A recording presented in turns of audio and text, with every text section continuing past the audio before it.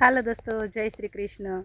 આ તમે જે જોઈ રહ્યા છો ને એ બધું પવનથી આડું પડી ગયું છે। આ મકાઈ, આ જો કેટલી મસ્ત મકાઈ ઊભી છે, પણ અમે પાણી વાળ્યું હોય અને પછી પવન આવ્યો હોય એટલે તમે જો આ બધું કેવી બધી આડી પાડી દીધી। જો જેટલી આડી પડેલી હતી ને એ અમે અત્યારે વાઢી, આટલા બધા પાથરા પાડી દીધા છે। જો કેવી, જો આમ જો આ હુઈ ગઈ, તો આ જે હુઈ ગઈ ને એ પછી ઊભી ન થાય।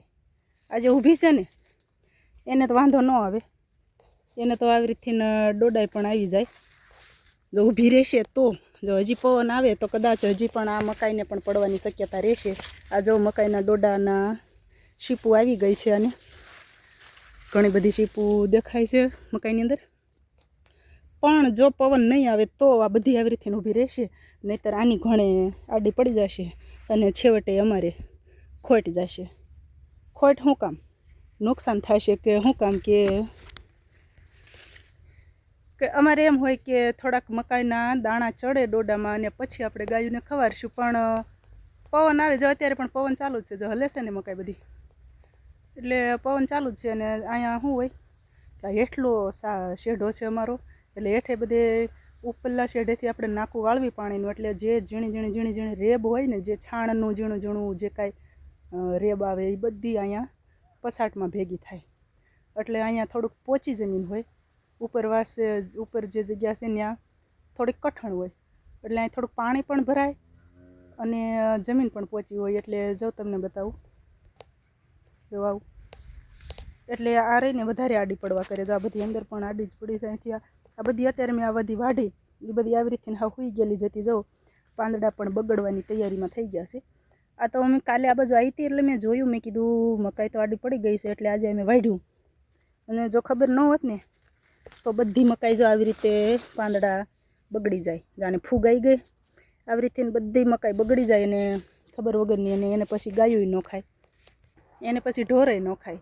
એટલે ટૂંકમાં ખેડૂતને છે ને બધી બાજુથી આમ થોડું વેઠવું બહુ પડે છે, કે જો સારો પાક આવી ગયો હોય અને સારી નીપજ લેવાઈ ગઈ હોય ને તો ભાવમાં દખલગીરી થાય, કે કંઈક ને કંઈક ભોગ તો ખેડૂતને જ બનવો પડે છે એમ। જો આવી રીતે એના આડું પડી ગયું છે એટલે અત્યારે તો અમારે જ નુકસાન ગણાય ને, કારણ કે જો મકાઈને આપણે એમના પાકી હોય અને થોડોક ડોડાની અંદર દાણા ચડ્યા હોય તો નીણ પણ 5 દિવસ વધારે હાલે, અને આ કાચી મકાઈ ગણાય। આને ખાઈને એટલે ઘડીકમાં ધરાઈ જાય, આપણને એમ થાય કે બહુ ધરાઈ ગયા, પણ 1-2 વખત ખવળે એટલે પેટ ખાલી થઈ જાય, આમાંથી કાંઈ આર ન રહે।